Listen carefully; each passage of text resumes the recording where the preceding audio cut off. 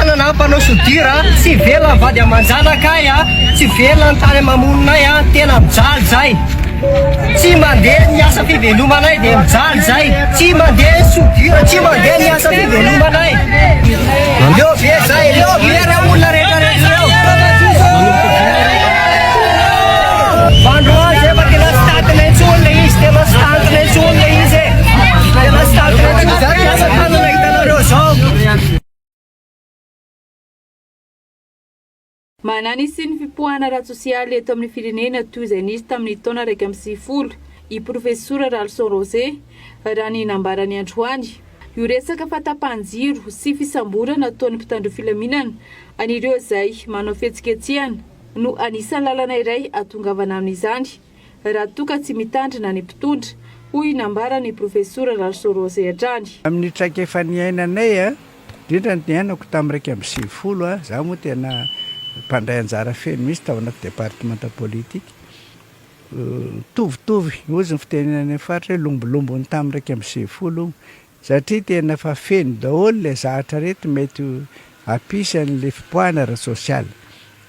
misy ary tena izay misy natahorana le fipoahana ara-sosialy zay hopotika daholo indray ny ari-karena rehetra sy ny mpamokarana rehetra.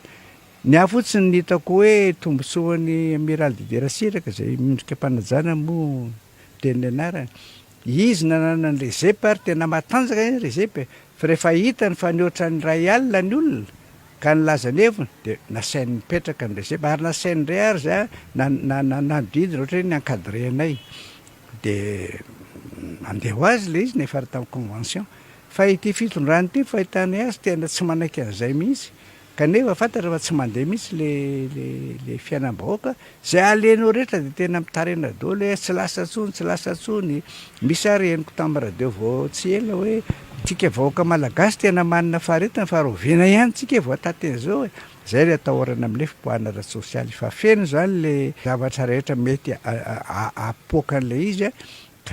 raha ohatra kosa ka mbola tohizan'ny fitondrana zao famiretana ny olona maneho ny heviny zao dia tsy lavitra amin'izay ny fipoahana ara-sosialy ka tompona andraikitra amin'izay zany fitondram-panjakana kosa fa tsy ny vahoaka tsony amin'izay ny tompona andraikitra fa zoany tanteraka ary voalaza anaty lalam-panorenana ny hoe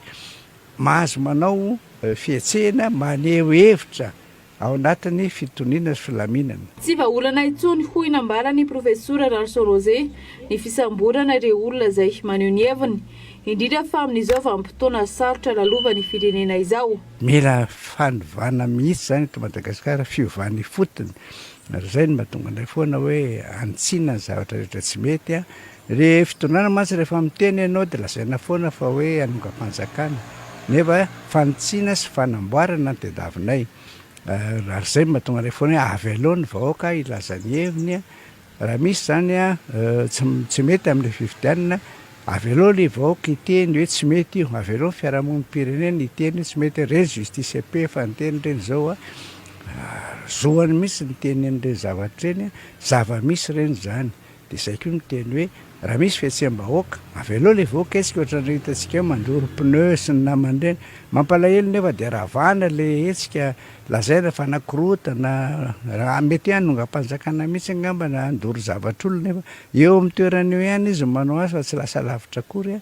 tsisy mihitsy zany le faneko-hevitra ka. Nambarany profesora Ralson Rosé ihany koa fa efa mampiteny moana ny fahasahiranana izay menjady amin'ny vahoaka malagasy ankehitriny etsekilana nefa dia ireo mpanao politika miezaka amin'ny fitadiavana toerana fotsiny fa tsy mba mijery ny fahasahiranana ny vahoaka malagasy.